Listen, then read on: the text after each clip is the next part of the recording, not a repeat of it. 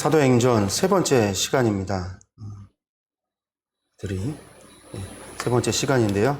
오늘은 사도들의 증언에 대한 부분들을 보도록 하겠습니다. 제가 이제 지난주까지 이제 아나니아 삽비라에 관한 이야기까지 봤고요. 오늘은 저희들이 함께 사도들의 증언에 관한 부분들을 함께 보도록 하겠습니다. 말씀은 이제 사도행전 5장에 있는 이야기들이죠. 5장에 있는 이야기들인데 사도들을 통한 표적과 기사가 계속해서 이제 12절에서 16절에 나오고 있고요. 근데 재밌는 것은 이제 그럼에도 불구하고 사도들이 핍박을 받아요. 핍박은 계속되는 거죠. 근데 그 능욕을 받고 핍박을 받는데 그것에 대한 반응이 이전과는 참 다르다라는 겁니다. 우리 이제 말씀을 40절, 42절까지 말씀을 좀 보면은요.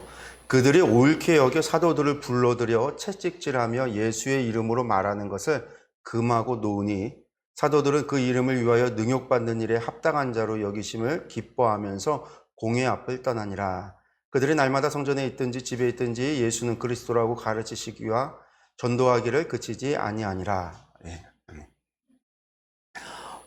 이 41절 보면 재미있죠. 사도들은 그 이름을 위하여 능욕받는 일에 합당한 자로 여기심을 기뻐했다라는 거예요. 이제는 고난당하는 게, 매를 맞는 게 기뻐했다라는 거죠. 기뻐했다라는 거예요. 50일 전만 해도요, 예수님 모른다고 부인하고 도망갔던 제자들이에요. 그랬던 그들이 지금은 어떻게 이렇게 갑자기 간이 부은 것도 아니고 그냥 이렇게 담대함을 가지고 이럴 수 있을까? 이게 성령님의 권능을 받아서 이렇게 됐다라는 겁니다. 여기는 채찍질하면서 여기 지금 공회라고 되어 있는데 산헤드린을 얘기하는 거죠. 그리고 이 산헤드린이라고 하는 거는 여러분 산헤드린이 뭐예요? 이 사람들이 뭘 했던 사람들이에요? 예수님을 십자가에 매달아 죽이는데 이 사람들이 나섰던 사람들이란 말이에요. 종교적인 이유로는요 사형을 처할 수도 있고요. 종교적인 이유로는 자체적으로 사람을 죽일 수도 있습니다. 물론 예수님은 종교적인 이유로 죽이려고 한 게 아니라 로마의 반역자로서 죽이려고 했기 때문에 빌라도 총독에게 재판을 넘긴 거였지만 이 사람들은 공회라고 하는 게 그런 막강한 권한을 가지고 있었던 게 산헤드린이에요. 그 공회 앞에 섰을 때에도, 그 공회 앞에 잡혀왔을 때에도, 재판을 받는 과정에도요, 채찍을 맞는 과정에도 이 사도들은 기뻐했다. 예수님으로 말미암아 고난을 당하는 것을. 이제 내가 맞아 나도 고난을 당하는구나 이렇게 되는 거죠. 근데 사도 요한이라고 하는 사람이 이제 사도행전을 보면은 처음에 이제 베드로와 함께 요한이 같이 사마리아 전도 갔다 오는 이야기들이 있지만 마리아를 예수님께서 십자가에서 돌아가시기 전에 마리아에게 보시옵소서 아들입니다. 사도 요한에게 맡겼어요. 그래서 사도 요한이 마리아를 모셨다라고 그러죠. 근데 모시느라고 다른 사도들처럼 적극적으로 전도를 하러 나가지 못했다라고 그래요.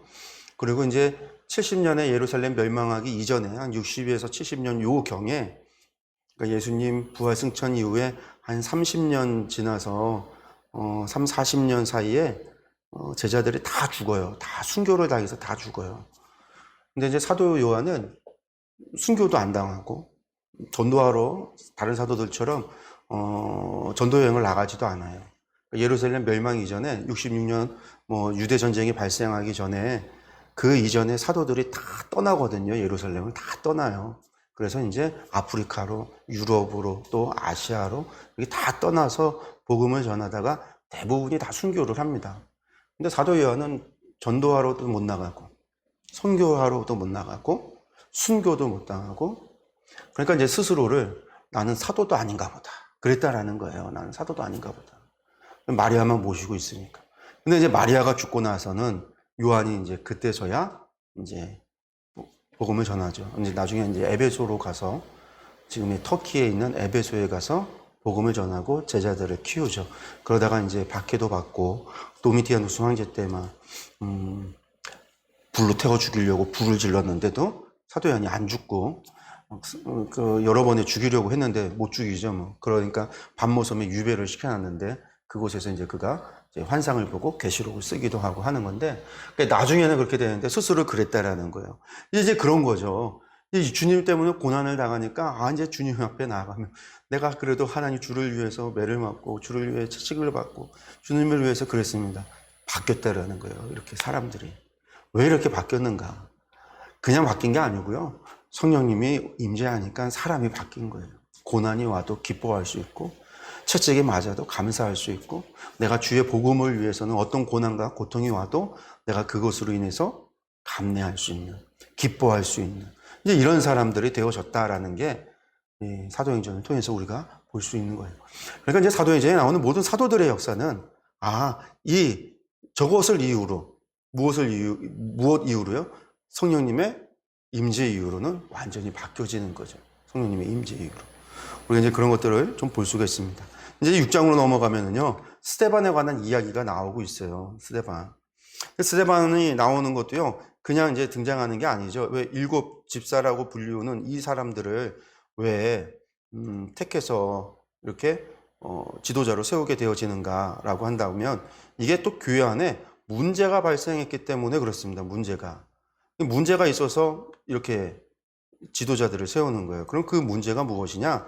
우리가 이제 말씀을 좀 들어가서 보면은요. 보세요. 1절에 보니까 6장 1절에 그때 제자가 더 많아졌는데 헬라파 유대인들이 자기의 과부들이 매일의 구제에 빠짐으로 히브리파 사람들을 원망하니라고 하고 있습니다. 여기서 이제 처음으로 우리가 좀 보지 못했던 복음서에서 나오지 않았던 이야기가 등장을 하고 있어요. 그게 뭐냐면 헬라파 히브리파라는 거예요. 헬라파 유대인은 뭐고 이 히브리파 유대인은 뭐냐, 이걸 우리가 좀 알아야 이 문제가 왜 일어났는지 우리가 좀 알 수가 있겠죠. 유대인이라고 하는 건 똑같은 거예요. 똑같은 유대인들입니다. 똑같은 유대인인데 이 유대인들 가운데 헬라파가 있고 뭐가 있다는 거예요? 히브리파가 있다라는 거예요. 헬라파는 뭐고 히브리파는 뭐냐? 뭐 이 사람들이 정치적으로 헬라파고 그냥 우리는 이제 히브리파야 그런 게 아니고요. 유대인들이 디아스포라 된 다음에 본토, 그러니까 레반트 지역이라고 하는 본토, 그러니까 본토라고 한다면 유대, 예루살렘, 갈릴리, 여기가 본토예요. 여기 출신들 유대인들을 히브리파 유대인이라고 부르는 본토 유대인들이라는 거고요. 디아스포라 되었고서는 흩어진 사람들, 그러니까 본도, 갑바도기아, 로마, 그레데, 아프리카, 바벨론 이런 데 흩어져 사는 사람들을 뭐라고 부르냐면 디아스포라 유대인이라고 불러요.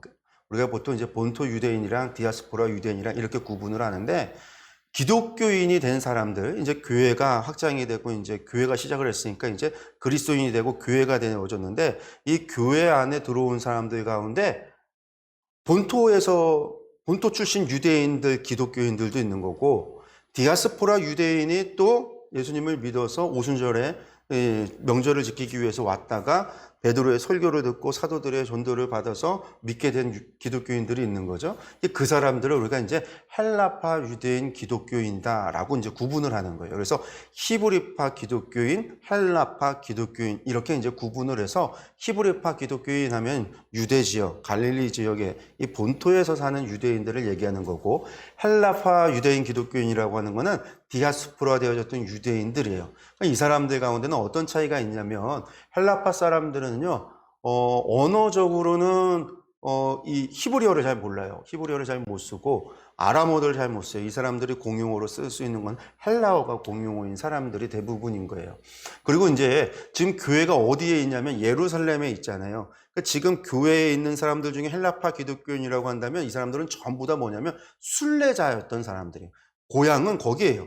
지금 그 사람들이 고향이 거기서 떠나서 유대에 와서 상경에서 정착한 사람들이 아니라 사실은 절기를 지키겠다고 한 달 혹은 2달 뭐 그 정도의 여행 생각하고 온 사람들인 거예요. 그러니까 당연히 자기 집이 없겠죠. 재산도 막 여행 경비만 있죠. 뭐 오늘날 같이 카드가 있어서 ATM기에서 뭐 돈을 찾을 수 있는 것도 아니고 은행이 있어서 은행에서 통장을 통해서 돈을 찾고 하는 게 아니란 말이에요. 여행 경비를 가지고 떠나와서 지금 여행 중에 있는 사람들이 헬라파 기독교인이에요. 히브리파 기독교인들은 대부분 누구냐면 유대와 갈릴리 출신이라고 그랬잖아요. 유대 출신 같은 경우면요, 자기 집이 있다라는 거예요. 예루살렘에 자기 집이 있는 사람들도 있고 예루살렘 넘어서면 바로 집이 며칠이면 갔다 올 수 있는, 갈릴리라고 해도 며칠이면 갈릴리에 갔다 올 수 있을 정도의 거리에 자기 집을 가지고 있고 자기 재산을 가지고 있고 직장을 가지고 있고 일을 할 수 있는 사람들이 히브리파 기독교인이라는 거예요. 이런 문제 때문에 초대교회의 그런 특징이 나온 거예요. 뭐가? 3,000명이 5,000명이 3,000명, 5,000명이지만 뭐 수만 명이 사실은 믿어진 거죠. 믿게 됐는데 헬라파 기독교인들이 여관에서 뭐 자기 집을 구해서 어디서 숙소를 구해서 머물고 있었던 사람들이 하나님 예수님을 믿게 되고 복음을 듣고 제자들이 되고 그래서 그 사람들이 모여서 힘써서 기도하기에 힘쓰고 예배하기에 힘썼다라고 그랬단 말이에요. 근데 뭐 예배하기에 힘쓴 게 아니라 모이기에 힘썼던 거예요. 모이면 당시의 모임이라고 하는 건 식사의 자리거든요. 식사에 모이고 그 식사 시간을 통해서 말씀을 전하고 간증을 하고 하는 연회가 당시의 시작이었단 말이에요. 우리가 생각하는 기독교인들의 예배라고 하는 거는 언제 시작이 되는 거냐면요. 한 7, 80년 넘어가서예요. 그러니까 나중에 생겨나는 거예요. 그러니까 우리가 주의를 지키기 시작한 것도 1세기 말경에서나 80년, 90년 넘어가야 주의를 지키기 시작을 했고 그 전까지는 기독교인들이라고 해도 전부 다 회당에서 유대 예배에 참여했었던 거지 그게 초대교회의 모습이지 우리가 생각하는 거하고는 전혀 다르단 말이죠. 이 사람들이 그렇게 모이기에 힘쓰는데 대부분 어디서 모였겠어요? 아무 데서나 모여서 막 예수님 찬양하고 이야기 듣고 그러면은 무슨 문제가 생기냐면 예수님 전하지 말라고 아까 누가 막 제자들을 때렸다고요? 공회에서 때렸다고요? 공회에서 적극적으로 막았단 말이에요. 그러니까 아무 데서나 할 수 없어요. 그러니까 누구 집에서 모이냐면 기독교인들 집에서 모여야 돼요. 우리 집에서만 모여야 돼요. 외부에 막 사람들한테 전시할 수 있는 게 아니잖아요. 그러니까 이제 모임이라고 하는 게 기독교인들 모임이 되는 거죠. 히브리파 사람들 가정집에서 사람들이 모이는 거죠. 수천 명이 회개를 했는데 수천 명이 모일 공간이 어디 있어요? 없단 말이에요. 이 예루살렘 올라가도 예루살렘 광장이 그 앞에 뜰이라고 하는 거 그 정도 돼야 좀 사람들이 모일까. 예루살렘에 그런 광장이라는 게 없어요. 당시에 광장이라고 하는 게 없어요. 그러면 그 사람들 모일 뭐 회당도 없어요. 그런 것도 없어요. 회당이라고 해봐야 우리 교회만 해요. 당시 회당이라고 하는 크기가 요 정도 되는 거예요. 그러니 그 사람들이 모여서 할 수 있는 게 없잖아요. 한마디로 그러니까 오늘날 식으로 한다면 이제 셀이라고 이야기하는 소그룹 모임. 우리 이제 뭐 감리교에서는 속회 하잖아요. 속회 모임처럼 집집마다 집에서 사람들이 모인 거예요. 이 집 저 집 저 집 막 이렇게. 거기서 이제 식사를 하고 히브리파 사람들 집에서 모이는데 그렇다고 해서 그 집에서 얼마나 부자라고 몇 날 며칠을 사람들한테 공짜밥을 계속 베푼다는 게 불가능하죠.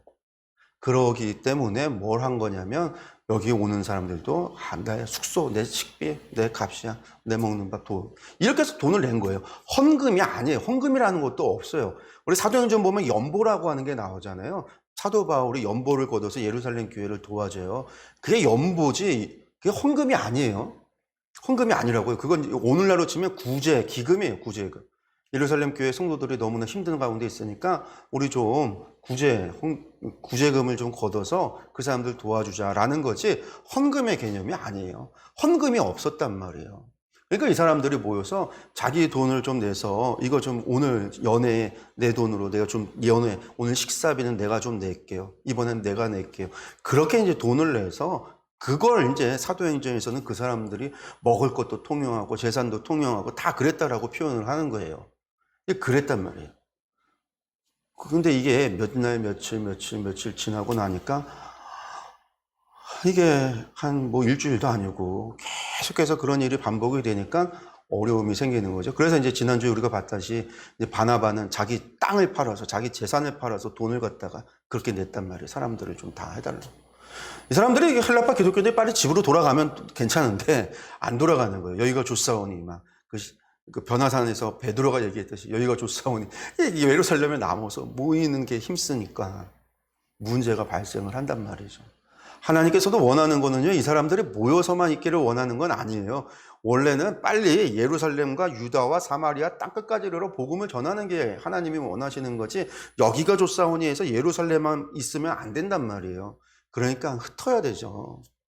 근데 갈 생각은 안 해. 너무 좋아서. 예수님의 복음을 듣고 사도들의 가르침을 듣는 게. 그러다 보니까 이제 돈이 없어지고, 그래서 이제 돈을 내고, 그러다 이제 아나니아 삽비라 같은 일들도 벌어졌는데, 문제가 이제 1절에 보니까 그런 문제가 더 심화된 거예요. 봤더니 이게 당연히 누구 집에서 모인다고요? 예루살렘 그 성도들 집에서 모인단 말이에요. 히브리파 사람들이에요. 거기서 이제 음식을 주는 거예요. 주는데 구제에 매일같이 음식을 줬다라는 거죠. 아침과 점심과 저녁을 다 준 거예요. 처음에는 저녁에만 모여서 연애를 했는데 이 사람들이 아예 그 집에 들어와서 살고 그 사람들이 함께 있다 보니까 아침, 점심, 저녁에 음식을 다 줘야 돼요. 그런데 봤더니 헬라파 유대인들, 한마디로 말해서 여기 지금 순례객으로 온 사람들, 이 사람들한테 음식을 빼버린 거예요. 음식을 조금 줬다라는 거예요. 구제에 빠졌다라는 거예요. 아마도 이게 제 생각에는 그래요. 일부러가 아니라 돈이 이제 없어지니까, 돈이 떨어져 가니까, 힘들어지니까 당연히 이 사람들, 자기 식구들은 챙겨야 되니까. 그런데 그게 보기에 헬라파 유대인들, 특히 이제 힘없는 과부들, 뭐 이런 사람들은 제외되고 히브리파 사람들만 먹고 있는 것처럼 보이는. 그러니까 이제 원망을 했다라는 거죠. 그러니까 이제 사도들이 뭘 해요? 이 너희들 가운데서 3절에 보니까 성령과 지혜가 충만하여 칭찬받는 사람 7명을 택하라. 우리가 이 일을, 이게 구제하는 일을, 음식을 나눠주는 일을 그들에게 맡기겠다. 그러면서 우리는, 사도들은 오로지 기도하는 일과 말씀 사역에만 힘쓰겠다라고 하고 있습니다. 그래서 이제 3절의 말씀 보면은요, 이 일을 그들에게 맡긴다라고 그랬잖아요. 이 일이 뭐냐면 음식 나눠주는 거예요. 교회를 관리하는 일이죠. 그래서 이제 뭘 하냐면 우리가 이 사람들을 누구라고 그러냐면 7 집사라고 이야기를 해요. 집사라고 이야기를 해요. 근데 여러분들 집사라고 하는 게 뭐냐면 이게 번역을 한 말이잖아요. 원래 집사라는 말이 이제 집사가 아니라 집사를 번역을 한 건데, 그러니까 헬라어를 번역을 한 건데, 집사가 원래 뭐냐면은요, 절에서 중들, 절에서 절 재산을 관리하는 사람이 집사예요. 중이에요, 집사라는 게 그거예요. 봤더니 교회에서 사람들한테 먹을 거 이렇게 주고, 그러니까 한마디로 이제 재산을 관리한다 하니까, 아, 이게 딱 보니까 절에서 음식 관리하고 재산 관리하는 사람들이 집사네. 그러니까 번역을 집사라고 한 거예요. 그러니까 집사라는 말이, 그러니까 절에서 절 관리하는 사람이 집사님. 그러니까 사실은 집사라는 말이 그런 거 하는 사람이 아니거든요. 여기서 보세요. 재산 관리하는 사람이 아니잖아요. 성령과 지혜가 충만해서 칭찬받는 사람, 일꾼 7명을 택하라는 거죠. 그리고 뒤에 보면은요, 빌립 집사, 스데반 집사가 나오는데, 빌립 집사, 스데반 집사가 뭐 하고 있어요? 교회 재산 관리하고 있지 않죠. 뭐 하고 있어요? 말씀 전하고 복음 전하고 나가주는 순교까지 하는 사도들과 똑같은 일을 하고 있단 말이에요. 그러니까 이 사람들이 집사가 아니라 7 일꾼이에요. 이걸 갖다가 성경에도 집사라고 여기 표현을 안 하는데 7 일꾼이에요. 이것이 나중에 이제 교회 안에 오면서 집사, 권사, 이제 장로 이렇게 만들어 놨는데, 이게 말이 다 달라요. 다 말이 달라요. 장로라고 하는 건 어른을 장로가 나이 많은 사람을 장로라고 하거든요. 그리고 교회 안에서 나이 많으면 장로 세우질 않잖아요.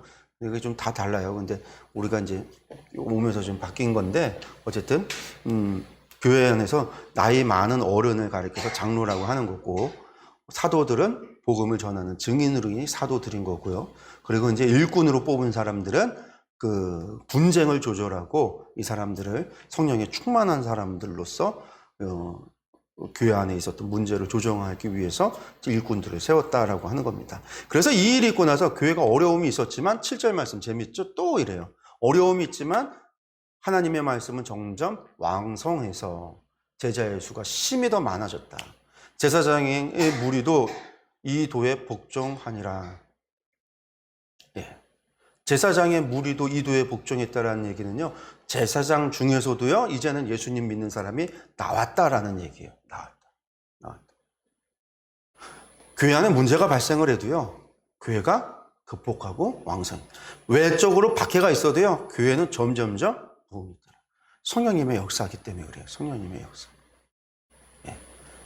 그 다음에 이제 7장에 가니까 스데반의 설교가 나옵니다. 스데반이 이제 일꾼 가운데 한 명인데 이 사람도 복음을 전했다라는 거죠. 오늘 보면은요, 이 사람이 이제 복음을 전하자 유대인들이 이제 스데반을 붙잡게 되는데 스데반의 설교를 보면 스데반의 설교가 대단히 공격적이에요. 51절. 목이 곧고 마음과 귀에 할례를 받지 못한 사람들아, 너희도 너희 조상과 같이 항상 성령을 거스르노도다. 지금 스데반이 마주하고 있는 사람들이 누구냐면 유대인들인데 유대인들 가운데서도요, 바리새인들 이런 사람들을 대상으로 지금 말을 하고 있는데 그 사람들한테 목이 곧고 마음과 귀에 할례. 아니 세상에 유대인들은 난지 8일 만에 다 할례를 받는데 마음과 귀에 할례를 받지 못한 사람들은 이 얘기는요, 목이 곧고 마음과 귀에 할례 받지 못했다라는 얘기는요, 이거 유대인들한테 엄청난 모욕이고 욕이에요. 우리나라는 욕이 뭐 이렇게 베이비 이렇게 막 욕하는 게 그런 거잖아요. 다 막 그런 이제 동물 가지고 욕을 하기도 하고 막 그런 욕을 하는데 유대의 욕은 그렇지 않아요. 근데 여기서 이 이야기가 51절의 이야기니까 이 목이 곧고 패역한 사람, 이게 구약에 보면 하나님께서 이 이스라엘 사람들 저주하실 때 하는 얘기거든요. 그 사람들 심판을 예언자들이 심판할 때 그 사람들을 향해서 하는 저주 같은 말이에요. 이게 욕이에요. 어마어마한 욕이에요. 유대인들한테, 특히 바리새인들한테 이거는요, 엄청난 모욕이고 엄청나게 심한 욕이거든요. 그런 욕을 하면서 너희도 너희 조상과 같이 항상 성령을 거스르는도다. 바리새인들은 그렇게 생각 안 했거든요. 예수님께서도 그런 얘기 하셨어요. 뭐라고 했냐면 유대인들이, 바리새인들이요, 그들이 선지자들의 무덤 앞에서 하는 얘기가 우리가 과거에 조상들 때에 있었더라면 우리는 조상과 같지 않았을 텐데 이 화 있을진저 니들이 그렇게 얘기하지만 니들은 더하다. 예수님께서도 화 있을진저 저주하면서 바리새인들한테 그런 얘기를 했어요. 그 얘기가 뭐였냐면 이 바리새인들이 항상 하는 얘기가 선지자의 무덤 앞에서 우리가 과거에 조상 때에 살았더라고 한다면 조상들은 하나님을 몰라서 하나님 말씀을 어겨서 선지자들의 귀를 기울이지 않고서 그렇게 범죄하다가 결국은 멸망에 이르렀는데 우리는 아니다. 우리는 하나님의 말씀을 평생을 지키며 살고 하나님 말씀대로 살아간다. 그러니 우리가 그때 있었더라면 선지자들의 말을 듣고 우리는 하나님의 말씀대로 살았을 텐데 그러면 이런 일들도 벌어지지 않고 선지자도 순교를 당하지 않았을 텐데 바리새인들이 그렇게 늘 자신들을 자랑했단 말이에요. 근데 스데반은 너희가 조상과 같다라는 거죠. 성령을 거스린다라는. 그래서 52절에 너희 조상들이 선지자들 중에 누구를 박해하지 아니하였느냐? 맞아요. 조상들. 웬만한 선지자들은요, 대부분 순교당했어요. 돌에 맞아 죽고요. 사람들이 대부분 선지자들을 죽였어요. 선지자들의 말을 듣질 않았어요. 여러분, 우리가 이제 구약의 선지자들이 많이 있잖아요. 문서를 기록한 이제 우리가 엘리야와 엘리사 같은 경우야, 엘리야는 불병거 타고 하늘로 올라갔고 엘리사는 그의 임종을 막 북이스라엘의 요아스 왕이 와서 임종을 지키고 막 그렇게 엘리사를 향해서 이스라엘의 아버지여 막 그렇게 부르면서 임종을 지키고 그렇게 이제 잘 돌아가셨지만 이 예언자들이 대부분 그러질 못했어요. 대부분. 그리고 대부분의 예언자들은요, 가짜다, 네가 가짜다라고 돌팔매질을 당하고요, 그렇게 대접을 못 받았어요.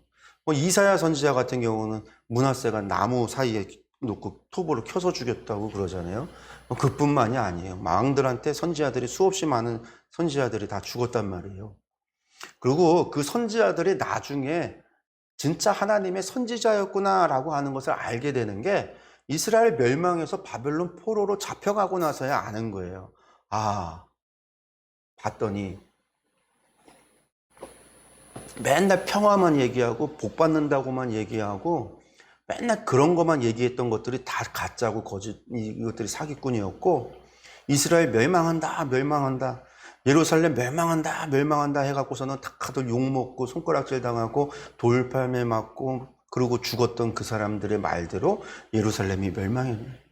그래서 바벨론 포로로 잡혀갔다가 그리고 이제 바벨론 포로에서 가서도 금방 올 줄 알았어요. 그런데 70년 지나서 예레미야 말대로 70년 지나서 그러고 나서 돌아오고 나서야 이 사람들이 누가 진짜 선지자고 누가 가짜 선지자인지를 분별한 거예요. 이미 선지자들 죽고 나서 한참 후에 한참 100년 정도의 시간이 지나고 나서야 이 사람들이 안 거예요. 그 대접을 못 받은 거죠. 늘 그랬어요. 박해당하고. 의인이 오시리라고 예고한 자들을 그들이 죽였고 이제 너희는 그 의인을 잡아준 자여 살인한 자가 되었다. 예언자들이 예언했던 예수님이 오셨는데 이제는 너희가 그 예수님 그리스도를 죽였다라는 거죠. 너희는 천사가 전한 율법도 받고도 지키지 아니하였다. 이렇게 설교를 해요. 여러분들 이런 설교를 하니까 여러분 어떻겠어요? 바리새인들, 유대인들이 기분이 좋을까요? 안 좋을까요? 안 좋죠. 분노하는 거죠. 베드로의 설교는요. 위로하는 설교라고 그랬잖아요. 너희가 죽인 게 아니라 하나님의 뜻이다. 하나님께서 선지자들의 말씀을 이루고자 하나님의 약속을 이루고자 하신 일이니까 너희들 너무 죄책감 갖지 마라. 그럼 우리 어떻게 할 거 하지 말고 회개, 세례를 받고 회개하면 다 돼. 베드로의 얘기는 그들을 위로하는 것 같은 말씀이었는데 스데반의 이야기는요. 이처럼 아주 공격적이었어요. 예수님께서 바리새인들을 향해서 얘기했던 말처럼 스데반의 설교는요. 예수님의 설교랑 닮았어요. 그러니까 이제 반응도 똑같은 거예요. 스데반을 잡아 죽이는. 그래서 스데반을 붙잡아요. 그러고 나서 스데반을 갖다가 이제 즉각 처형을 합니다. 보니까 그들이 이 말을 듣고는요. 마음에 찔려서 그를 향하여 이를 갈거늘. 마음에 걸리면 찔리면 회개해야 되는 게 정상인데 이 사람들은요. 마음에 찔리니까 그를 향해서 이를 갈았다란 말이에요. 스데반이 성령이 충만하여 하늘을 우러러 주목하여 하나님의 영광과 예수께서 하나님 우편에 서신 것을 보고 말하되 보라 하늘이 열리고 인자가 하나님 우편에 서신 것을 보노라. 그러고 있으니까 이 사람들이 더 환장을 하는 거죠. 그래서 스데반을 끌고 다 성박 기드론 골짜기에서 돌을 쳐서 죽입니다. 그들이 큰 소리를 지르면서 귀를 막고 일제히 달려들어 스데반을 끌고 갔다라는 거예요. 성 밖으로 내치고 돌로 칠세 증인들이 옷을 벗어 사울이라는 청년의 발 앞에 두니라. 스데반이 이렇게 순교를 당합니다. 즉결 처분을 한 거예요. 즉결 처분. 종교적인 이유로 사실은 자신들을 향한 비방이었다라고 해서 한 거죠. 이것도 불법이죠. 어쨌든 그러면서 이제 58절에 처음으로 사울이라고 하는 사람이 등장을 합니다. 증인들이 옷을 벗어는 사울이라는 청년의 발 앞에 두었다. 이게 이제 사람들이 스데반의 옷을 벗겼다라고 하는 사람들도 있는데 스데반의 옷이 아니에요. 돌로 치는 사람들이 자기 겉옷을 벗어서 사울의 발 앞에 두고서는 돌을 던진 거예요. 왜냐하면 겉옷이라고 하는 거는 당시에 겉옷은 이불 같은 거거든요. 그거 되게 중요한 거예요. 근데 돌 던지다가 피가 튀면은요 옷이 부정이잖아요. 부정해지면 어떻게 될까요? 그 정결 피를 다 씻어서 저걸 해야 돼요. 정결을 해야 돼요. 그러니까 겉옷은 함부로 그럴 수가 없어요. 이게 겉옷이 이불 같기도 하고 중요하니까 그러니까 벗어놓는 거예요. 그래서 벗어놓고 옷을 벗어놓고 그리고 더 있으면 이제 닦아버리고 말려고 아니면 안에 있는 옷은 이제 간단하게 좀 바꿔 입어도 되니까. 근데 여기서 이제 사울이라고 하는 사람이 나왔다라는 거죠. 이 사울이 이제 처음에 등장을 하는데 여러 가지 이야기가 있어요. 왜 사울이 여기서 등장을 하고 있을까?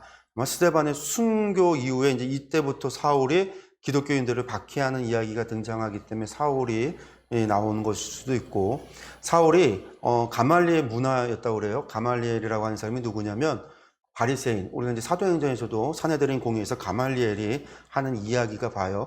이 사람들이 하는 것이 하나님에 반역하는 거면 하나님께서 심판하실 것이고, 만약에 이 사람들이 하나님의 일을 하는 거면 우리가 그것을 방해하면 우리가 하나님의 뜻을 어기는 거니까 우린 놔둬라. 이 가말리엘이 그 재판에서 그래서 그 사도들이 베드로가 풀려나거든요. 그때 가말리엘이 처음 등장하는데 이 가말리엘이 누구냐면 유대 역사에서 3대 랍비가 있어요. 아주 중요한 3대 랍비가. 그게 이제 에스라, 구약의 에스라서를 쓴 에스라가 첫 번째고요. 두 번째가 힐레, 세 번째가 가말리엘이라고 그래요. 그러니까 우리나라로 치면 있죠. 이하고 또 누구 있죠? 우리 성리학, 우리나라 성리학의 그 대가가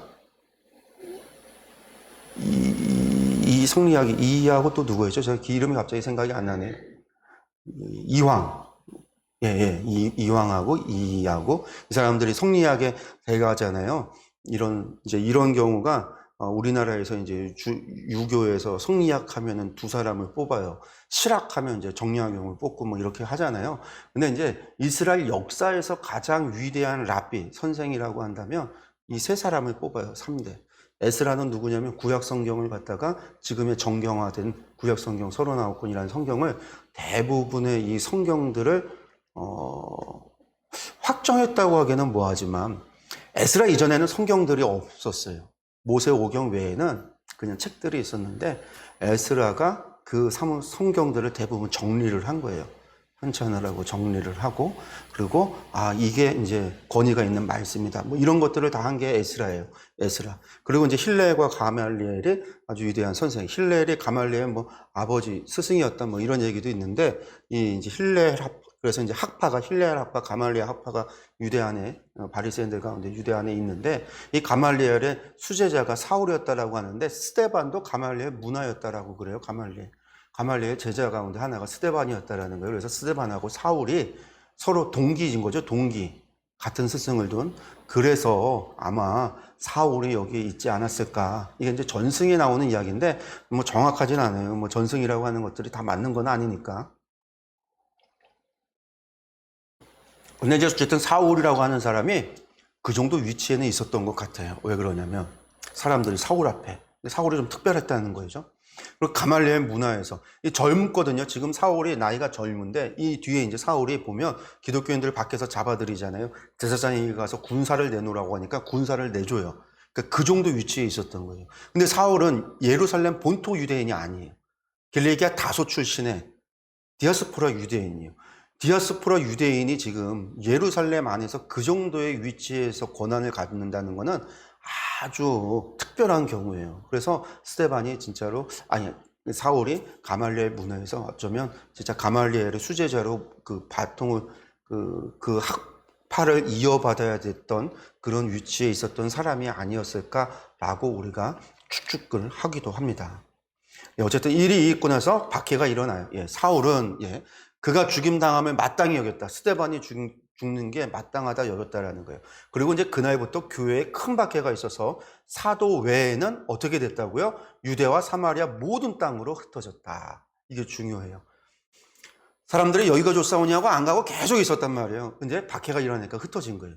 박해가 일어나서 흩어졌으니까 이제 박해를 한 사람들은 됐다라고 생각했을지 모르겠지만 근데 놀라운 건요. 흩어진 사람들이 어떻게 해요? 마지막 4절에 보니까 어떻게 됐습니까? 사람들이 두루 다니면서 복음의 말씀을 전하세요. 이제는 막 잡아들였어요. 교회를 잔멸해서 각 집에 들어가 남녀를 끌어다가 옥에 넘겼다. 나중에 사울이 나중에 예루살렘에서 이제 붙잡혀서 그가 재판받을 때 이야기하는 걸 보면요. 자기가 예전에는 이 도에 열심히 있어서 그리스도인들 잡아서 죽이기까지 했다라는 거예요. 옥에 넘긴 것뿐만이 아니라 죽이는 것까지도 했었다라는 거예요. 그렇게 박해가 심해지니까 사도 외에는 다 흩어졌고, 근데 흩어진 그 사람들이 무서워서 떨면서 숨은 게 아니라 도리어 두루 다니면서 복음을 전했다라는 거예요. 복음을. 이게 예루살렘에 그래서 예루살렘 교회에서 이제 예루살렘에서의 증인의 이야기들이 끝이 나요. 그러니까 이제 예루살렘 관련된 이야기, 예루살렘의 증인들이 성령의 권능을 받고 사도들이 중심이 돼서 복음을 전했어요. 그 다음에 누가요? 헬라파 기독교인들, 디아스포라 헬라인들이, 유대인들이 이제 예수님을 믿고 나서 도리어 이 사람들이 복음을 전하다가 누가 순교를 당해요? 스데반이 순교를 당하고 그럼에도 불구하고 복음이 확장이 돼서 이제 예루살렘에 있었던 그들이 떠나서 유대와 사마리아와 떠나서 복음을 전하기 시작했다라는 거예요. 8장 5절에서 그래서 12장 25절까지가 유대와 사마리아의 증인들이라는 거예요. 유대와 사마리아로 복음이 확장되어지는 이야기가 나오고 있습니다.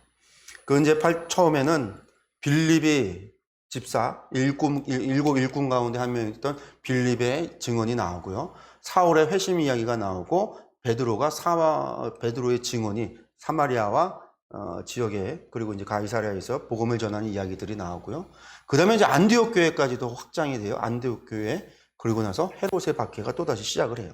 예루살렘에서도요, 아까 주님 승천부터 시작해서 성령 강림으로 시작했지만 교회 안에 예루살렘 박해가 있었잖아요. 스데반으로 일어난 박해가 있었는데 두 번째 단락도요. 복음의 증언이 있지만 마지막은 박해로 끝나요. 박해로 끝나니까 또 어떻게 돼요? 복음은 더 확장이 돼요.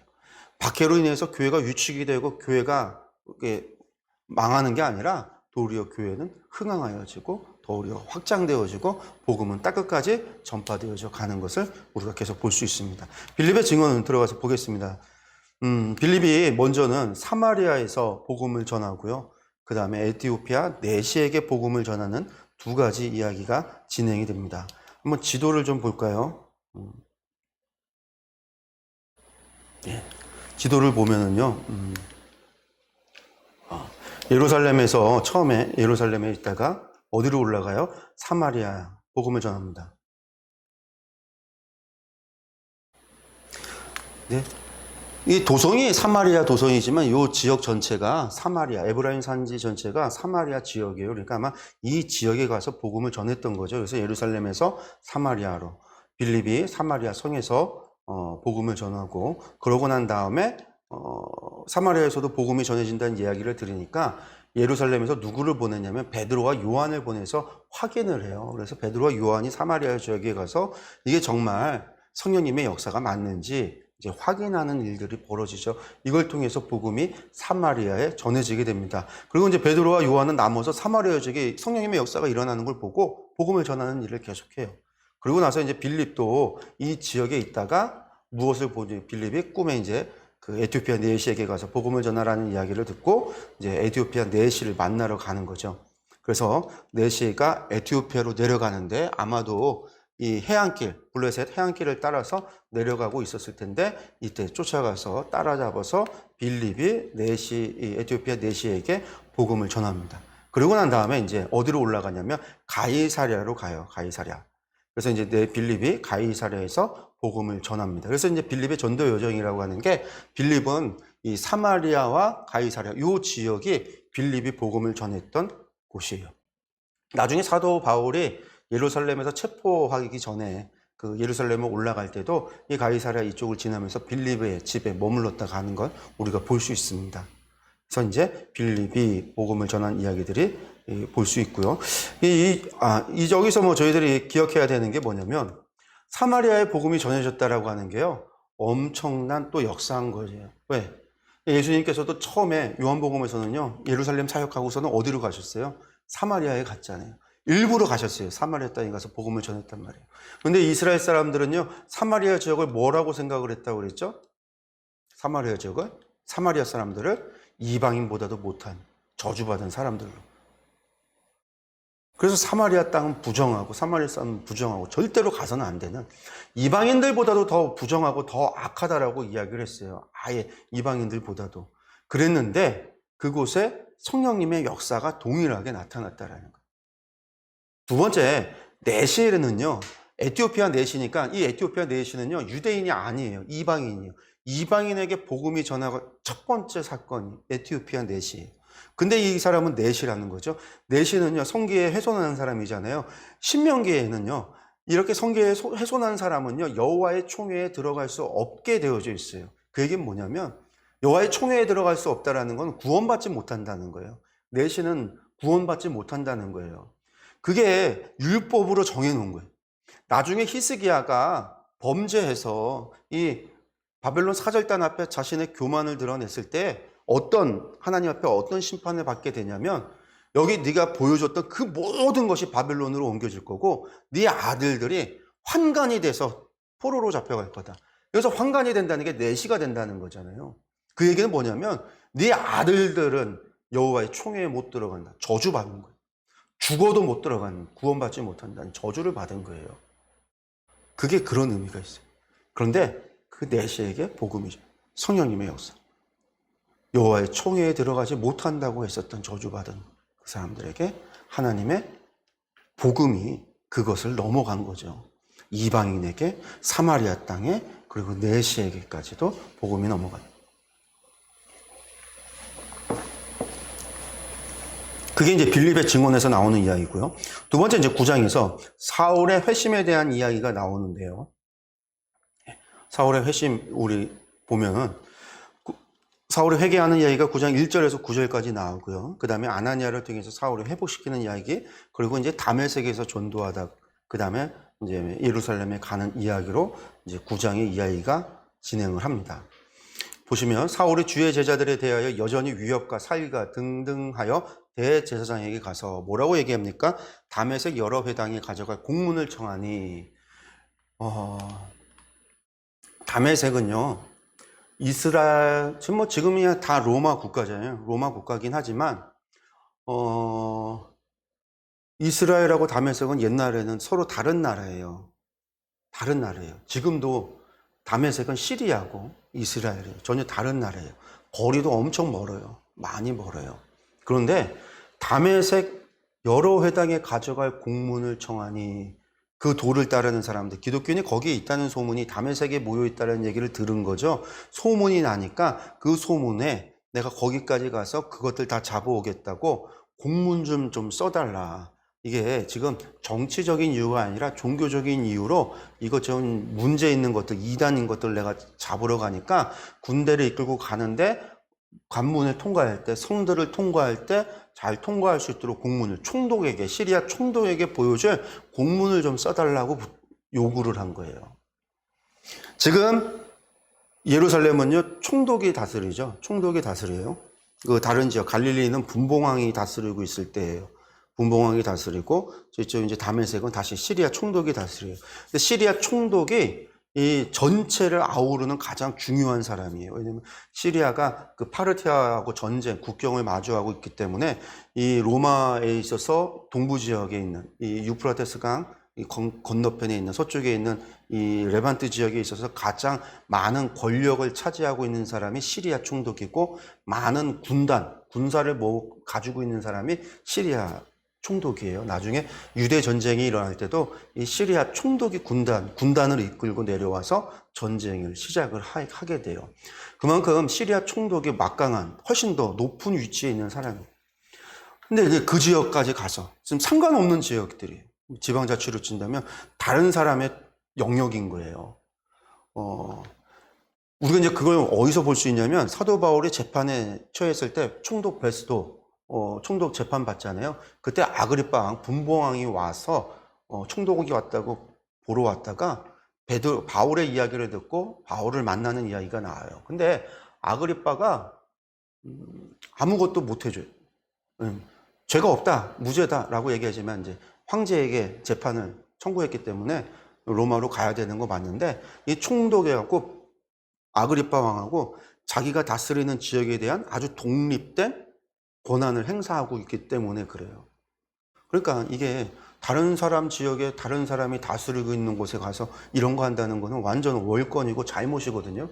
근데 바울이 하겠다라는 거고, 그리고 제사장에 가서 요구하니까 군사를 내줘요. 그러니까 사울이 그 정도의 위치에 있었다라는 거고, 그리고 이게 지금 얼마나 지금 이 유대교에 지금 얼마나 열심히 있는 줄 보이는 거죠. 저 먼 지역에 다른 나라예요. 다른 나라에 있다는 걸 듣고 그 나라까지 쫓아가서 잡아오겠다고 하니까 사울이 얼마나 열심히 대단한지, 율법에 대한 열심이 얼마나 대단한지를 우리가 알 수 있는 거죠. 네, 사도행전 22장이 그 얘기를, 내 이도를 받기 위해서 사람을 죽이기까지 하고 남녀를 결박하여 옥에 넘겨두다. 얼마나 열심히 있었는지 우리가 이런 걸 통해서 알 수가 있는 거예요. 우리가 이제 지도를 좀 보면은요, 지도에서 보면 처음에는 예루살렘과 유다 지역에 있어서 박해를 했습니다. 스데반의 순교 이후에 박해가 있었는데요. 이걸 떠나서 사울이 교회를 다메섹까지 파견을 가죠. 다메섹까지. 아마 이렇게 갔을 것 같은데, 다메섹까지 가는데 그 다메섹 도상에서 예수님을 만나게 되는 겁니다. 그리고 이제 그곳에서 내가 박해하는 나다, 예수님께서 만나죠. 그래서 눈이 멀고, 그때 아나니아로 인해서 눈이 띄어지고, 그리고 나서 그가 즉시로 예수님을 믿게 되고 복음을 전하다가 다메섹에서 박해가 일어나서 떠나서 아라비아에 3년 가까이 가 있다가 예루살렘에 올라가는 게 그의 이제 일정입니다. 우리가 이제 좀 보시면은요, 말씀을 좀 보면, 길을 가다가 다메섹 가까이 이르렀을 때 사울아 사울아 내가 어찌하여 나를 박해하거냐 하시거든 대답하되 주여 누구시나이까? 이르되 나는 내가 박해하는 예수다. 이렇게 말씀하시죠. 그리고 나서 이제 아나니아를 통해서 이제 예수님을 회복시킵니다. 이때 이제 예수님께서 이야기합니다. 아나니아에게 이야기할 때 사울은 왜 하나님께서 사울을 택했느냐? 예수님께서 주께서 이르시되 가라. 이 사람은 내 이름을 이방인과 임금들과 이스라엘 자손들에게 전하기 위해서 택한 나의 그릇이라. 아나니아가 안 가겠다라는 거예요. 사울이 누군지 알아요. 소문이 다 났어요. 군대까지 끌고 왔으니까 누군지 다 아는 거죠. 안 가겠습니다 했더니 이야기하는 거예요. 그때 예수님께서 이 사람은 누구다? 이방인을 위해서 택한 그릇이다. 임금과 이스라엘 자손들에게 전하기 위해서. 그래서 이제 사도 바울이 늘 자신을 이방인을 위하여 택한 부름받은 사도라고 하는 거죠. 처음부터 예수님께서 사울을 택하신 이유가 이렇게 말씀하고 있습니다. 그러고 난 다음에 이제 우리가 사울이 이제 눈이 띄어지고 나서 무슨 일이 있어요? 말씀을 보면은요. 다메섹에 있는 제자들과 함께 며칠 있을 새 즉시로 각 회당에서 예수가 하나님의 아들이심을 전파했다. 그러니까 사도 바울의 성격을 알 수 있는 부분이에요. 즉시로.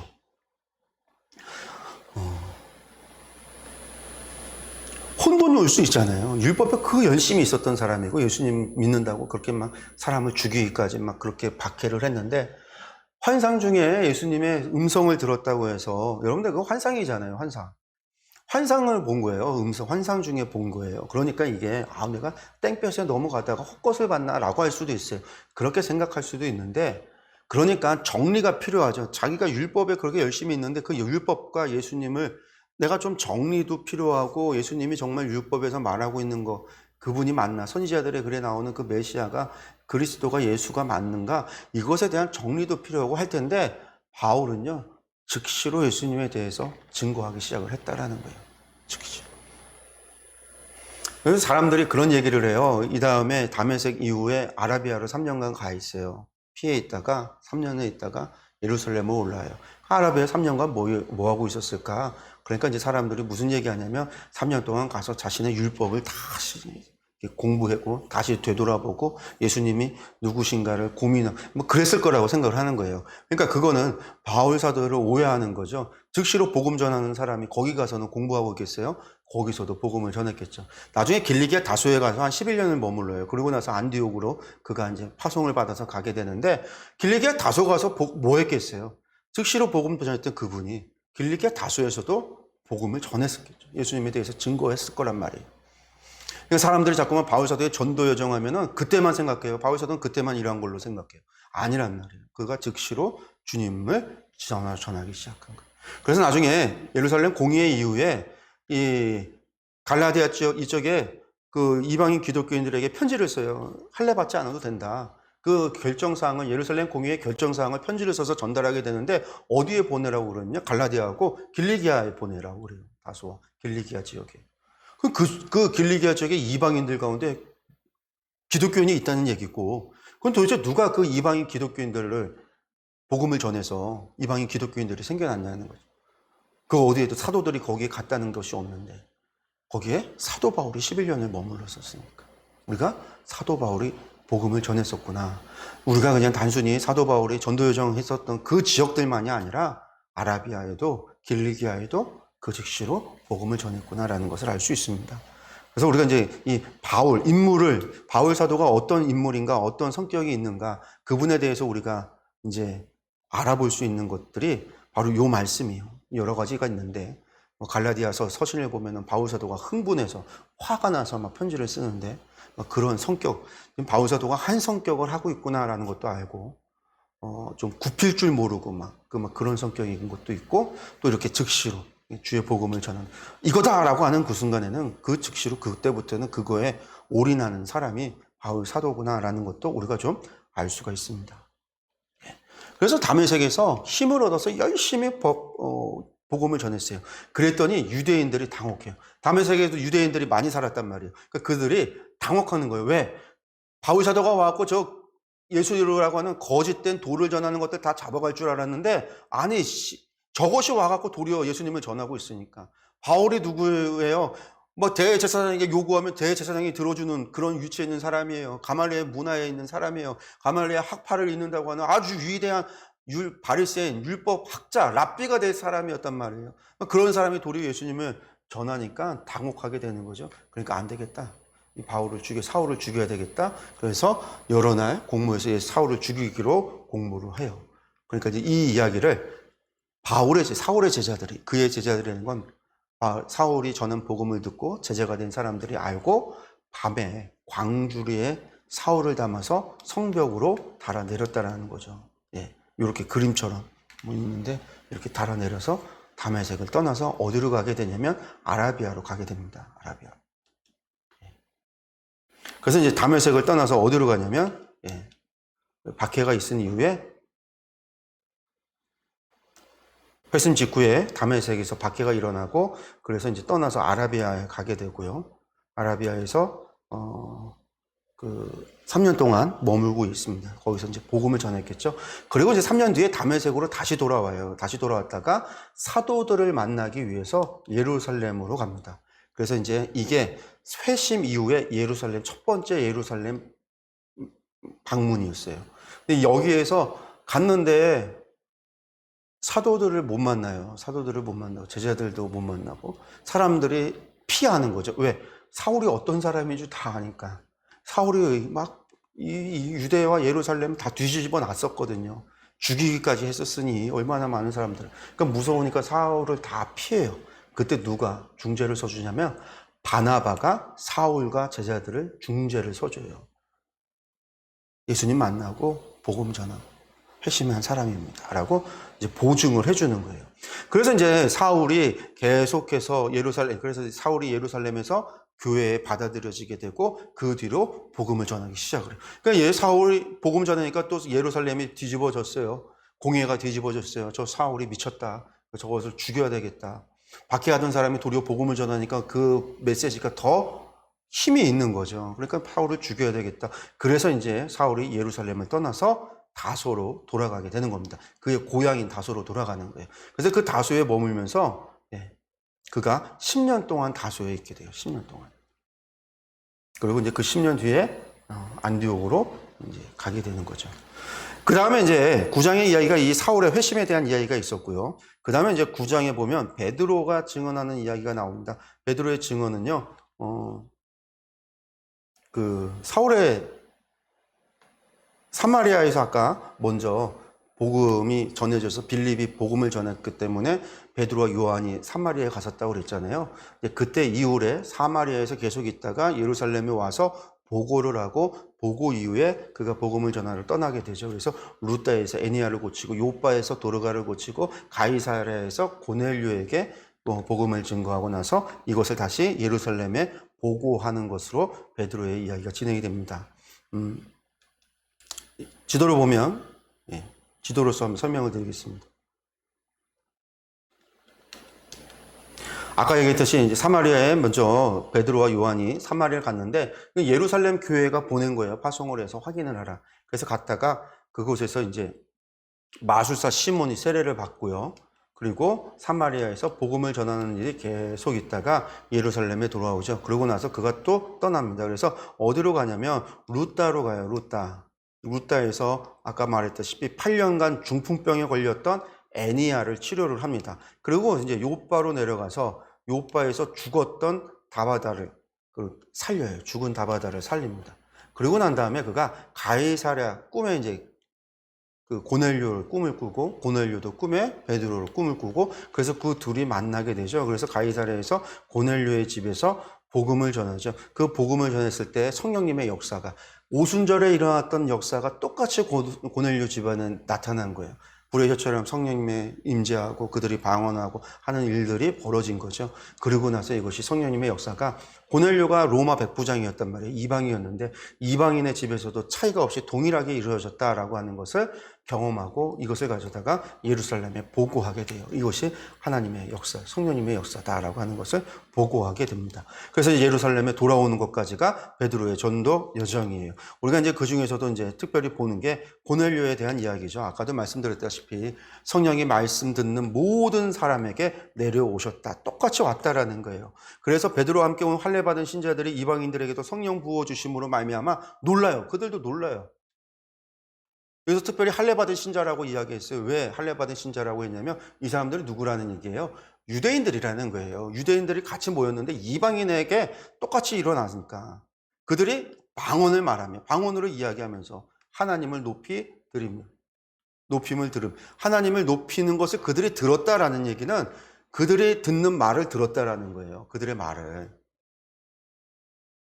그러니까 이게 오순절 사건이랑 똑같은 거죠. 그냥 알아듣지도 못하는 얘기를 한 게 아니라 하나님을 찬양하는 말을 방언으로 다른 나라 말로다가 하는 거를 알아들은 거예요. 그 얘기는 지금 할례 받은 사람들과 신자들이 같이 갔는데 그 중에는 헬라어만 하는, 그러니까 아람어만 하는 사람뿐만이 아니라 고넬료는 당연히 로마 사람이니까 로마 백부장이었으니까 이 사람은 당연히 헬라어나 아니면 라틴어, 로마어를 하는 사람이었을 거예요. 근데 이 사람이 아람어를 이야기했거나 아마 아람어로 이 하나님을 막 높이기 시작을 했었던 것 같아요. 그러니까 이 사람들이 그들이 하나님을 찬양하는 것을 알아듣는 똑같은 역사가 일어나는 것을 보는 거죠. 그리고 베드로가 우리와 같이 성령을 받았으니 누가 능히 물로 세례 베품을 금하겠느냐. 그래서 예수 그리스도의 이름으로 세례를 베풀라 하니까 그래서 그들에게 베풀고요. 며칠을 더 머물기를 청했다라고 나오고 있습니다. 그러고 나서 이 일을 예루살렘 교회에게 보고를 합니다. 이 보고를 하는데 이 이방인들에게 그랬다고 하니까 문제 제기하는 사람들이 등장을 해요. 이 사람들이 뭐라고 얘기를 하냐면 할례파예요. 할례파. 할례파가 뭐예요? 할례 받은 사람들인데 할례를 받아야 된다라고 주장하는 사람들이에요. 그러니까 이 사람들은 유대인 기독교인들 중에서도 어떤 사람들이냐면 율법주의자들, 그러니까 바리새인들이 이런 사람들이 기독교인이 됐는데 기독교인이 되고서도 율법을 지켜야 된다라고 생각을 하는 사람들이에요. 그러니까 예수님은 믿지만 여전히 유대교적인 것을 그대로 가지고 있는 사람들인데 이 사람들을 할례파라고 그래요. 그러니까 할례파가 율법을 지키는 것의 가장 대표적인 게 뭐냐면요. 할례를 행하는 것과 안식일을 지키는 거예요. 안식일을 지키는 것과 할례를 행하는 거. 근데 기독교인들도 안식일에 회당에 가서 예배를 드렸기 때문에 안식일 문제가 없어요. 크질 않았단 말이에요. 그러니까 안식일 문제가 나오는 건 70년 이후에 등장을 해요. 지금은 아니라는 거죠. 그러니까 지금의 문제는 할례가 문제가 자꾸 할례를 받아야 된다는 거죠. 그러니까 이 사람들이 처음에는 이방인에게 복음 전한 것만 가지고도 이제 문제를 삼은 거예요. 그랬더니 사도 바울이 그러니까 베드로가 뭐라고 얘기했냐면 하나님의 성령님께서 역사하신 것을 그대로 전달을 하는 거죠. 그냥 하나님의 역사인데 무엇을 하고 거기에다 딴지를 걸 수 있겠어요. 그러니까 이 사람들이 이 말을 듣고 잠잠하여 하나님께 영광을 돌려 이르되 그러면 하나님께서 이방인에게도 생명 얻는 회개를 주셨도다 이렇게 얘기를 하는 거예요. 그런데 그러니까 여기에서는 이방인들에게 복음 전하는 거 그래 그것까지는 우리가 양보할게 이렇게 된 거예요. 그 대신에 이 사람들은 뭐라고 하냐면 끝까지요. 이방인들도 할례를 받아야 된다라고 주장을 해요. 그래서 이제 나중에 이방인들에게 복음이 전해지면요. 그곳에 가서 뭐 하라고 얘기했냐면 할례 받아야 된다고 이야기해요. 이 사람들도 열심히 있어서. 뿐만 아니라 예루살렘 교회가 나중에 문제가 생겨서 깨지잖아요. 멸망하잖아요. 예루살렘이 유대 전쟁이 66년 전쟁이 발생하기 전에 뭐가 있냐면 환상 중에 천사가 와서 환상 중에 교회를 떠나라. 예루살렘을 떠나라고 그래서 예루살렘 교회 성도들이 예루살렘을 다 떠났다고 그래요. 전설처럼 있는 이야기예요. 뭐 떠났다고 그래요. 그러니 이 사람들도 다 떠나서 흩어졌을 거 아니에요. 근데 그전에도 그러니까 그 사람들이 가는 곳마다 무슨 문제를 일으키냐면 할례 받아야 된다. 이걸 가지고 이제 싸워요. 이제 사도 바울의 메시지는 할례 받을 필요가 없다고 그러잖아요.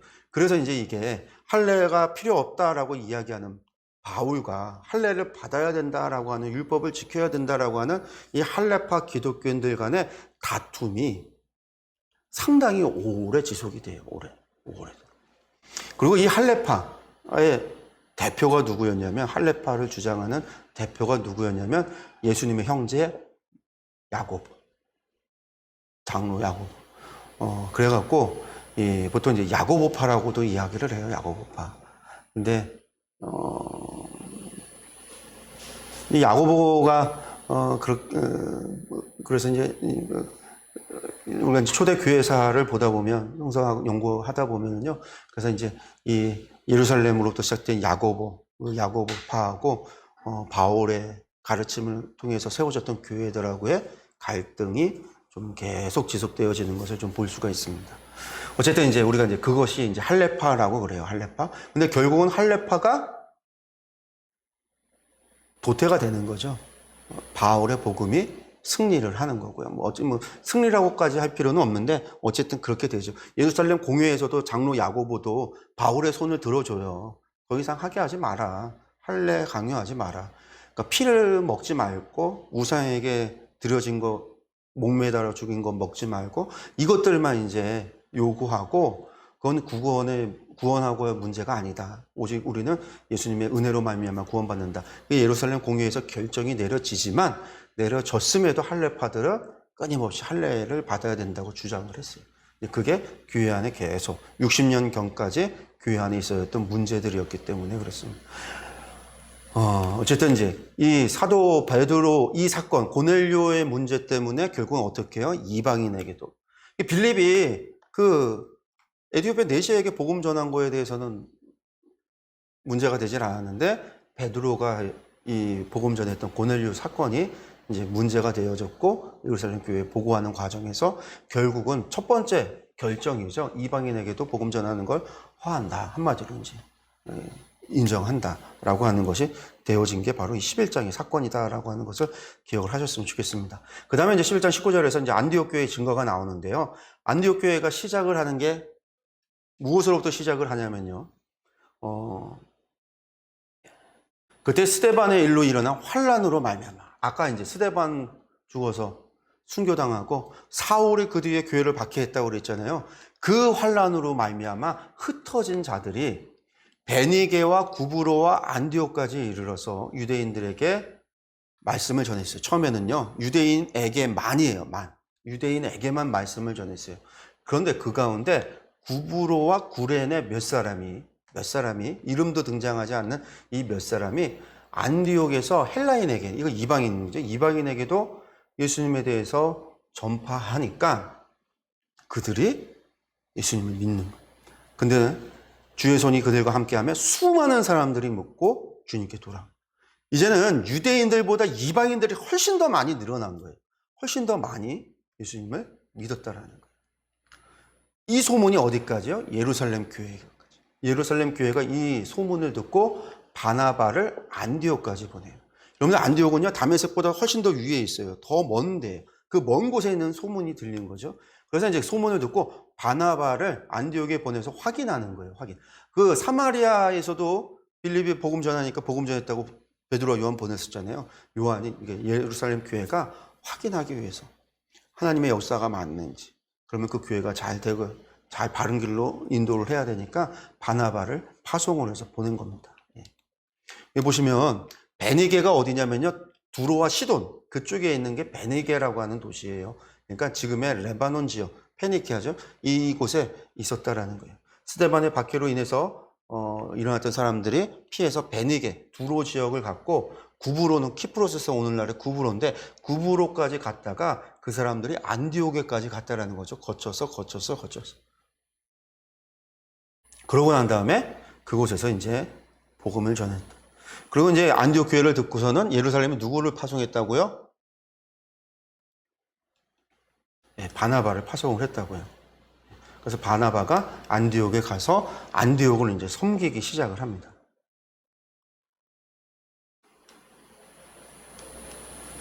그런데 바나바가 혼자 사역하기에는 교회가 너무 커졌나 봐요. 이방인들이 너무 많이 생겨났고, 그래서 그랬는지 몰라도 바나바가 사울을 찾아서 다소로 갑니다. 그래서 그곳에서 만나서 안디옥으로 사울을 데리고 와요. 그래서 그 둘이 교회에서 1년간 큰 무리를 가르칩니다.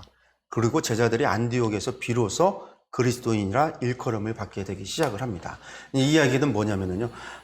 바나바가 왜 사울을 찾으러 갔을까? 사실은 바나바가 이 사람이 구브로 사람이에요. 키프로스 섬 구브로 사람인데 그래도 예루살렘 본토 유대인들처럼 예루살렘 안에서도 자기 땅을 가지고 있었고 그의 승질이 마가가 예루살렘에 집이 있었잖아요. 바나바는 고향은 구브로였을지 모르지만 예루살렘에 오래 있었던 사람이었던 것 같아요. 그러니까 이제 이 사람이 예루살렘 교회에서 계속 있었고 섬기고 있었는데 구브로 사람들이 가서 안디옥에서 복음을 전했으니까 이제 바나바를 파송을 하는 거죠. 그리고 바나바가 아람어나 이쪽 언어를 또 구브로 출신이니까 잘 했을 거고 그래서 이제 보내게 된 건데 이방인들을 가르치고 이방인들을 섬겨서 교회를 섬기는 데 있어서 그래도 바나바가 처음인 거 아니에요. 이방인 선교를 한 적이 없었으니까 예루살렘에서만 있었던 사람이었으니까. 근데 이제 사울은 이미 길리기아 다소에 가서 10년 이상 됐단 말이에요. 그리고 이방인들에게 계속 복음을 전했고 나중에 이제 길리기아 다소에 이방인 교인들이 많았단 말이에요. 그러니까 이제 아마도 이방인들을 대상으로 선교하고 복음을 전하는 거에 아주 익숙하고 전문가, 한마디로 이제 전문가가 된 거죠. 그 사울이 안디옥 교회를 섬기는데 도움이 될 거라고 생각을 했었던 것 같아요. 그래서 이제 사울을 찾아간 거고 그 예루살렘 교회에서 사울을 보증해주고 중재 섰던 바나바 이 인연으로 인해서 사울이 바나바를 따라서 안디옥에 온 거. 그래서 이제 안디옥에서 무리들을 잘 가르쳤는데 잘 가르친 거죠. 큰 무리를 1년 가르쳤는데 1년 만에 이제 그 제자들이 뭐라고 불린다고요?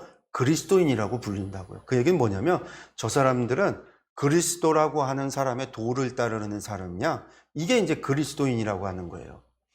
스스로 내가 그리스도인이다가 아니라 세상 사람들이 안 믿는 사람들이 보고서는 우리랑 달라. 생활 방식도 다르고 사고 방식도 다르고 너무 다르단 말이에요. 왜 이렇게 달라? 왜 쟤들은 저렇게 튀어?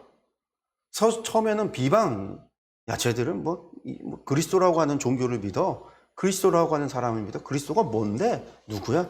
유대인인데? 죽었대? 뭐 이런 처음엔 그렇게 비방이었지만 그들의 삶의 모습이 구별되고 모범이 되고 그런 의미에서 이제 그리스도인이라고 하는 말이 나중에는 우리가 그리스도인, 주의 도를 따른다라고 하는 말이 기독교인들에게는 이것이 칭찬이 되어지는 거죠.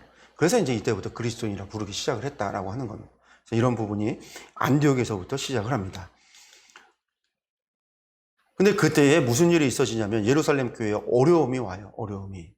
그래서 안디옥 교회 형제들이 유대 형제들에게 유대에 있는 예루살렘에 있는 형제들에게 뭘 보내냐면 부조를 구제금을 전해줍니다. 그래서 그거를 바나바, 사울이 그 구제 기금을 걷어서 그 예루살렘에 전달하는 이야기가 11장 27절에서 30절이에요. 28절에 보니까 성경에 뭐라고 나오냐면요. 그 중에 아가보라 하는 한 사람이, 이 사람은 이제 선지자입니다. 예언자인데, 아가보라고 하는 사람이 성령으로 말하되 천하에 큰 흉년이 들리라 하더니 글라우디오 때에 그렇게 되니라. 이게 뭐냐면 로마에 대흉년이 일어나는데요. 46년경부터 시작을 해요. 이게 이제 이 천하라고 그랬잖아요. 이스라엘 지역뿐만이 아니라 로마 전역에 엄청난 대흉년이 일어요. 이 흉년에 수만 명이 죽어요. 우리나라 경신대기근이 있었을 때 진짜 임진왜란에서 죽은 사람보다 더 많은 사람이 굶어 죽었나 뭐 그렇게 얘기를 할 정도로 어마어마한 사람들이 죽었다고 그러는데 이때 로마에 일어났던 대기근이 그래요. 이게 1년만 그런 게 아니라 몇 년에 걸쳐서 지속이 돼요. 이 이스라엘 지역은요, 예루살렘 지역은 46년에 이 대기근이 왔는데 46년부터 시작해서 49년경에 예루살렘 공회가 있어지는 때까지도 기근이 있어요. 그러니까 여기가 이제 너무 대기근이 있어지니까 유대인 교회 교인들이, 유대교 기독교인들이 너무 어려운 거예요. 삶이 힘들다라는 이야기를 들어서 안디옥 교회 유대 교인들이 그들을 위해서 구제 기금을 걷어서 돕기로 결정을 하고 그래서 돕게 됩니다. 그게 이제 이제 바나바 사울이 예루살렘 방문하게 되는 이야기입니다. 예, 글라우디오 황제 때 대흉년에 대한 이야기인데 45년의 대기근을 아가보가 예언을 하고요. 갈릴리에서 46년에 흉년이 발생을 하고요. 그리고 이러한 배경이 이 대기근이라고 하는 이 배경이 야고보서의 기록 배경이에요. 그래서 나중에 야고보서 볼 때 이 46년부터 시작됐던 대기근을 이해를 해야 야고보서가 바르게 이해가 돼요. 이거를 모르면 야고보서 이해하는데 어렵습니다. 예. 어쨌든 이것이 있다라고 하는 것 좀 기억을 하시고요. 지도 보시면 예.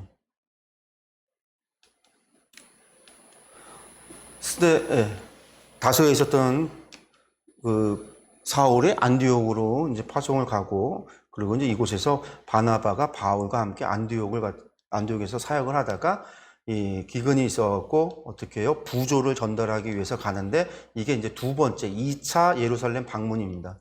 2차 예루살렘 방문이고요. 이때 예루살렘 교회 방문했다가 이때 누구를 데리고 다시 돌아오냐면요. 이때 바나바가 생질인 마가를 데리고 안디옥으로 돌아옵니다. 그래서 이제 마가가 이때부터 안디옥에서 함께 있게 되는 거예요. 함께. 그래서 나중에 1차 전도여행 갈 때 마가가 따라가잖아요. 그러니까 이제 그 마가가 예루살렘에 있었던 마가의 집의 마가인 거고, 바나바의 생질인 거고, 이렇게 사울과 바나바와 동행하게 되는 거고, 그래서 1차 전도여행까지 가게 되는 겁니다. 그러고 나면 이제 12장에 이제 헤롯의 박해가 나오는데요.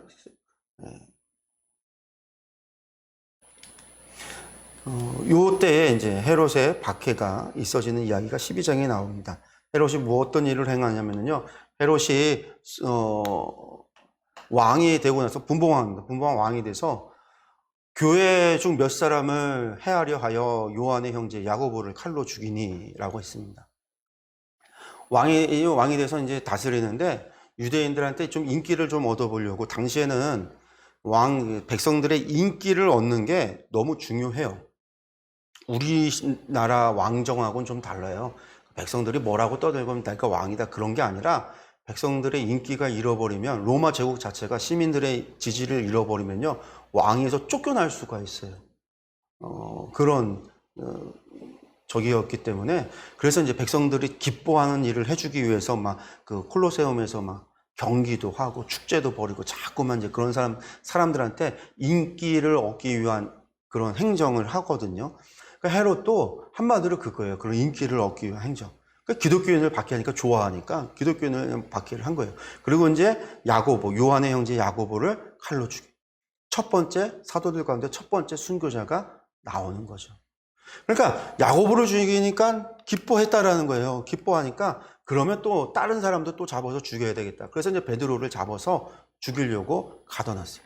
근데 이때가 무교절 기간, 절기 기간이니까 못 죽이는 거죠. 그래서 6월절 후에 죽이려고 계획을 했어요. 그런데 성령님께서 역사하셔서 천사가 옥문을 열어서 베드로를 갖다 구원해 주죠. 그러고 나서 이제 베드로가 그렇게 살아서 옥을 탈출하게 되고 이제 예루살렘을 떠나서 복음을 전하게 되어집니다. 그러고 나서 이제 베드로가 아니라 헤롯이죠. 헤롯이 그 뒤에도 이제 백성들 앞에서 막 인기 영합을 하고 교만하게 행동을 하고 하는 일들이 계속 이어집니다. 근데 결국은 헤롯이 스스로 내가 신과 같더라, 스스로를 신처럼 여기고 그렇게 교만을 했기 때문에 결국 하나님께서 그 헤롯을 죽입니다. 그래서 말씀이 뭐라고 이야기하냐면, 헤롯이 죽은 다음에 하나님의 말씀은 흥황하여 더하더라. 바나바와 사울이 부조하는 일을 마치고 마가라는 요한을 데리고 예루살렘으로 돌아갔다.